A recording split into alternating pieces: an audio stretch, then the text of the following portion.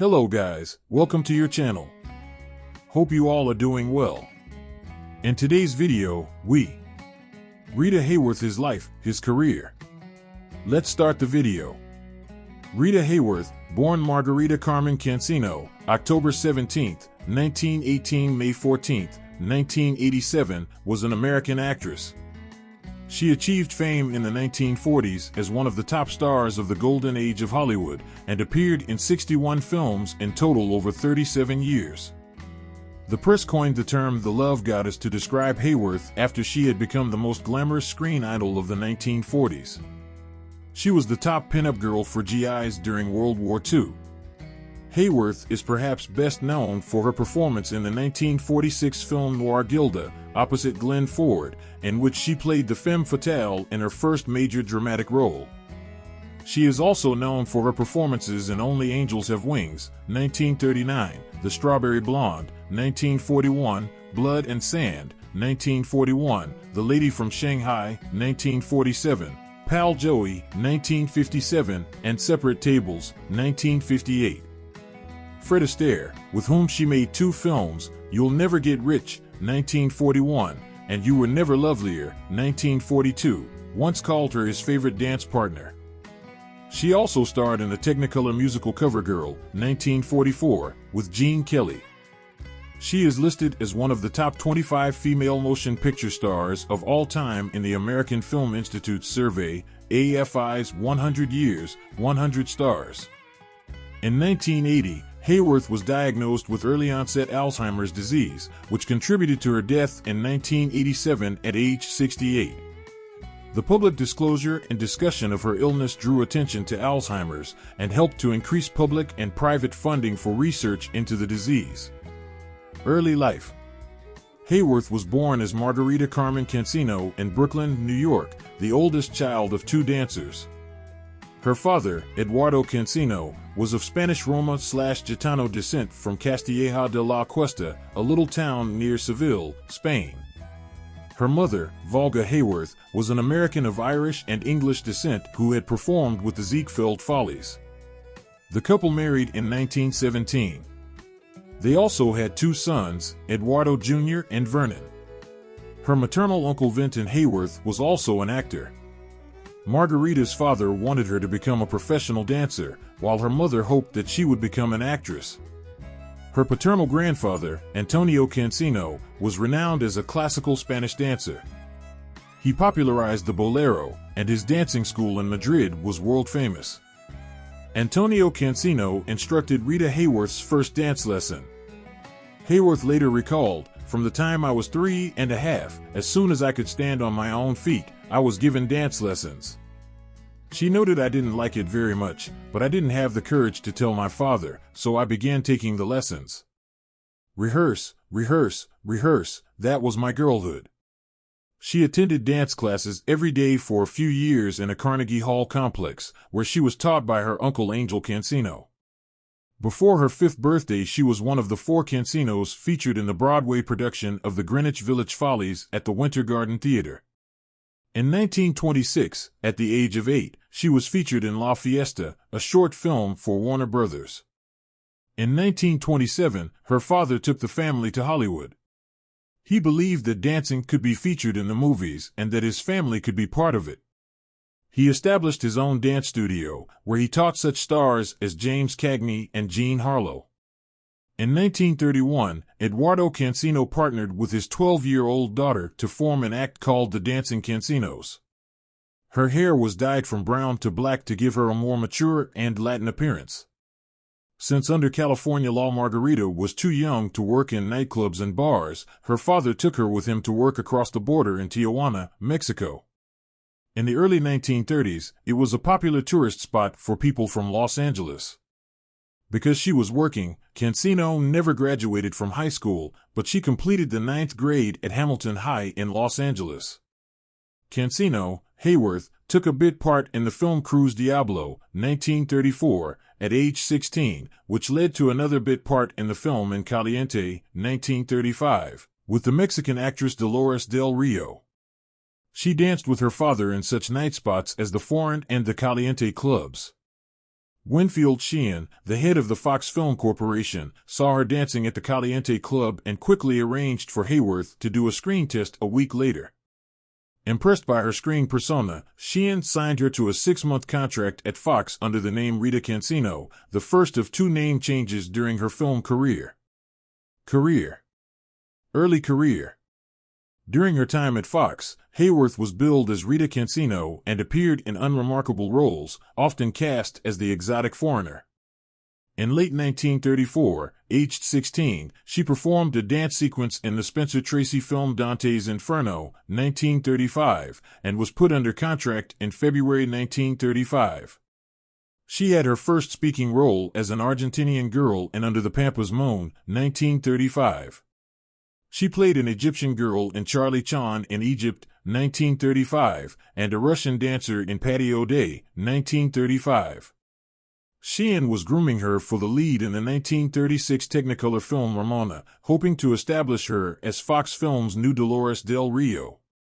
By the end of her 6-month contract, Fox had merged into 20th Century Fox, with Darryl F. Zanuck serving as the executive producer. Dismissing Sheehan's interest in her and giving Loretta Young the lead in Ramona, Zanuck did not renew Cancino's contract.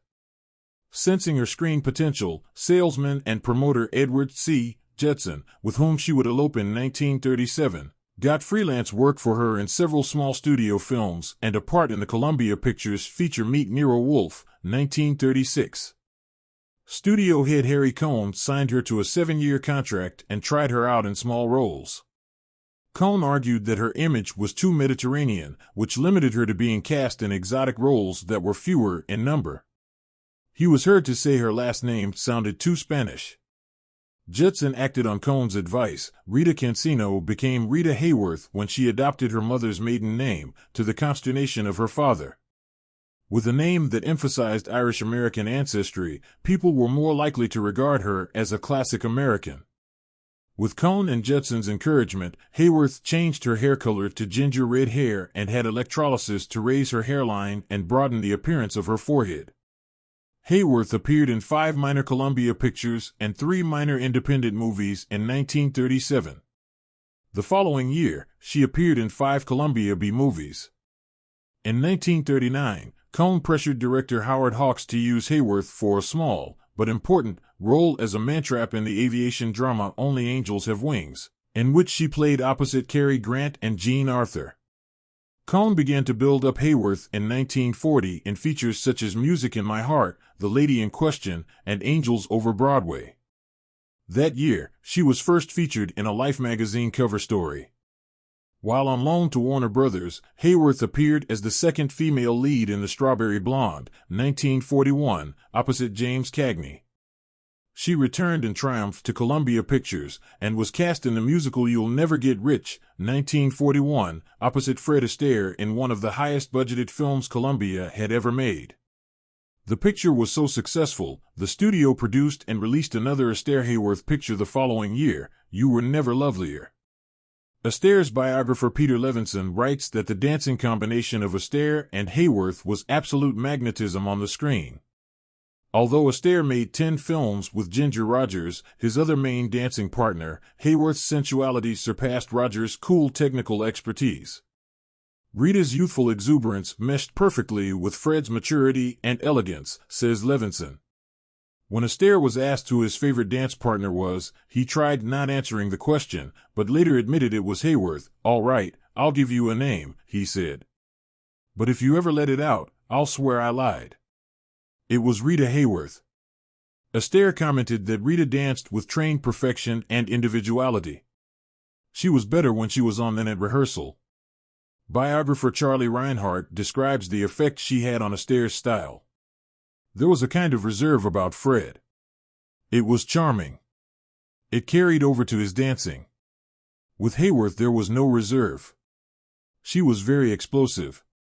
And that's why I think they really complemented each other. In August 1941, Hayworth was featured in an iconic Life photo in which she posed in a negligee with a black lace bodice. Bob Landry's photo made Hayworth one of the top two pin-up girls of the World War II years. The other was Betty Grable in a 1943 photograph. For 2 years, Hayworth's photograph was the most requested pin-up photograph in circulation. In 2002, the satin nightgown Hayworth wore for the photo sold for $26,888. In March 1942, Hayworth visited Brazil as a cultural ambassador for the Roosevelt administration's Good Neighbor policy, under the auspices of the Office of the Coordinator of Inter-American Affairs. During the 1940s, Hayworth also contributed to the OCIA's cultural diplomacy initiatives in support of Pan-Americanism through her broadcasts to South America on the CBS Cadena de las Americas radio network. Peak years at Columbia. Hayworth had top billing in one of her best-known films, the Technicolor musical Covergirl, released in 1944. The film established her as Columbia's top star of the 1940s, and it gave her the distinction of being the first of only 6 women to dance on screen with both Gene Kelly and Fred Astaire. "I guess the only jewels of my life," Hayworth said in 1970, "were the pictures I made with Fred Astaire. And Covergirl, too."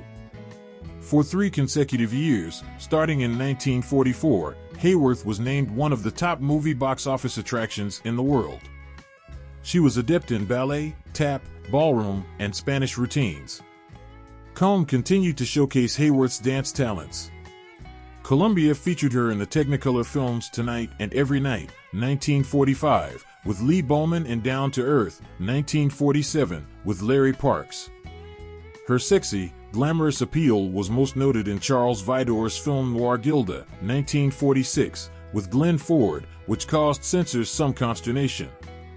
The role, in which Hayworth wore black satin and performed a legendary one-glove striptease, put the blame on Mame, made her into a cultural icon as a femme fatale. While Gilda was in release, it was widely reported that an atomic bomb that was scheduled to be tested at Bikini Atoll in the Pacific Ocean's Marshall Islands would bear an image of Hayworth, a reference to her bombshell status. Although the gesture was undoubtedly meant as a compliment, Hayworth was deeply offended. Orson Welles, then married to Hayworth, recalled her anger in an interview with biographer Barbara Leeming. "Rita used to fly into terrible rages all the time, but the angriest was when she found out that they'd put her on the atom bomb. Rita almost went insane, she was so angry. She wanted to go to Washington to hold a press conference, but Harry Cohn wouldn't let her because it would be unpatriotic." Welles tried to persuade Hayworth that the whole business was not a publicity stunt on Cohn's part, that it was simply homage to her from the flight crew. On the June 30, 1946, broadcast of Orson Welles' commentaries, Welles said of the imminent test, "I want my daughter to be able to tell her daughter that grandmother's picture was on the last atom bomb ever to explode." The 4th atomic bomb ever to be detonated was decorated with a photograph of Hayworth cut from the June 1946 issue of Esquire magazine. Above it was stenciled the device's nickname, Gilda, in 2-inch black letters. Hayworth's performance in Welles' 1947 film The Lady from Shanghai was critically acclaimed. The film's failure at the box office was attributed in part to Hayworth's famous red hair being cut short and bleached platinum blonde for the role. Cohn had not been consulted and was furious that Hayworth's image was changed. Also in 1947, Hayworth was featured in a life cover story by Winthrop Sargent that resulted in her being nicknamed the Love Goddess. The term was adopted and used later as the title of a biopic and of a biography about her. In a 1980s interview, Hayworth said, "Everybody else does nude scenes, but I don't. I never made nude movies. I didn't have to do that. I danced. I was provocative, I guess, in some things. But I was not completely exposed." Her next film, The Loves of Carmen, 1948, with Glenn Ford, was the first film co-produced by Columbia and Hayworth's production company, the Beckworth Corporation, named for Rebecca, her daughter with Welles. It was Columbia's biggest moneymaker that year. She received a percentage of the profits from this and all her subsequent films until 1954, when she dissolved Beckworth to pay off debts. The Hollywood Princess. In 1948, at the height of her fame, Hayworth traveled to Cannes and was introduced to Prince Ali Khan. They began a year-long courtship and were married on May 27, 1949. Hayworth left Hollywood and sailed for France, breaking her contract with Columbia. Because Hayworth was already one of the best-known celebrities in the world, the courtship and the wedding received enormous press coverage around the world. Because she was still legally married to second husband Orson Welles during the early days of her courtship with the prince, Hayworth also received some negative backlash, causing some American fans to boycott her pictures. On December 28, 1949, Hayworth gave birth to the couple's only child, Princess Yasmin Aga Khan. Though Hayworth was anxious to start a new life abroad, away from Hollywood, Ali Khan's flamboyant lifestyle and duties proved too difficult for Hayworth.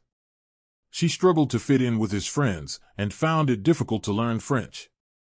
Ali Khan was also known in circles as a playboy, and it was suspected that he had been unfaithful to Hayworth during the marriage. In 1951, Hayworth set sail with her 2 daughters for New York. Although the couple did reconcile for a short time, they divorced in 1953. Returning to Columbia. After the collapse of her marriage to Khan, Rita Hayworth was forced to return to Hollywood to star in her comeback picture, Affair in Trinidad, 1952, which again paired her with Glenn Ford. Director Vincent Sherman recalled that Hayworth seemed rather frightened at the approach of doing another picture. She continued to clash with Columbia boss Harry Cohn and was placed on suspension during filming. Nevertheless, the picture was highly publicized. The picture ended up grossing $1 million more than her previous blockbuster, Gilda. She continued to star in a string of successful pictures. In 1953, she had 2 films released, Salome with Charles Laughton and Stuart Granger, and Miss Sadie Thompson with Jose Ferrer and Aldo Ray. She was off the big screen for another 4 years, mainly because of a tumultuous marriage to the singer Dick Haymes. During her marriage to Haymes, she was involved in much negative publicity, which significantly lessened her appeal. By the time she returned to the screen for Fire Down Below, 1957, with Robert Mitchum and Jack Lemmon, Kim Novak had become Columbia's top female star. Her last musical was Pal Joey, 1957, with Frank Sinatra and Novak. Hayworth had top billing in both pictures but actually played a supporting role in Pal Joey. After this film, Hayworth left Columbia for good. She received good reviews for her performances in Separate Tables, 1958, with Burt Lancaster and David Niven. They came to Cordura, 1959, with Gary Cooper and The Story on Page 1, 1960. She continued working throughout the 1960s. In 1962, her planned Broadway debut in Step on a Crack was canceled for undisclosed health reasons. In 1964, Circus World was released, in which John Wayne was her co-star and for which she received a Golden Globe nomination as Best Actress in a Dramatic Role. The Money Trap, 1965, paired her, for the last time, with good friend Glenn Ford. She continued to act in films until the early 1970s. She made comedic television appearances on Laugh-In and The Carol Burnett Show in the 1970s. Her last film was The Wrath of God, 1972, a Western. Struggles with Columbia Pictures. Hayworth had a strained relationship with Columbia Pictures for many years. In 1943, she was suspended without pay for 9 weeks because she refused to appear in Once Upon a Time. During this period in Hollywood, contract players could not choose their films. They were on salary rather than receiving a fixed amount per picture. Personal life. Marriages, relationships, and family. Hayworth confided to Orson Welles that her father began to sexually abuse her as a child when they were touring together as the Dancing Cansinos. Her biographer, Barbara Leeming, wrote that her mother may have been the only person to know she slept in the same bed as her daughter to try to protect her. Leeming wrote that the abuse experienced by Hayworth as a young girl contributed to her difficulty in relationships as an adult. In 1941, Hayworth said she was the antithesis of the characters she played. I naturally am very shy, and I suffer from an inferiority complex. Her provocative role in Gilda, in particular, was responsible for people expecting her to be what she was not. Hayworth once said, with some bitterness, men go to bed with Gilda, but wake up with me. She said, "Basically, I am a good, gentle person, but I am attracted to mean personalities." Hayworth's two younger brothers, Eduardo Cancino Jr. and Vernon Cancino, both served in World War II. Vernon left the United States Army in 1946 with several medals, including the Purple Heart, and later married Susan Vale, a dancer. Eduardo Jr. followed Hayworth into acting. He was also under contract with Columbia Pictures. In 1950, he made his screen debut in The Great Adventures of Captain Kidd. Hayworth was married and divorced 5 times. She had affairs with several of her leading men, most notably with Victor Mature in 1942, during the filming of My Gal Sal.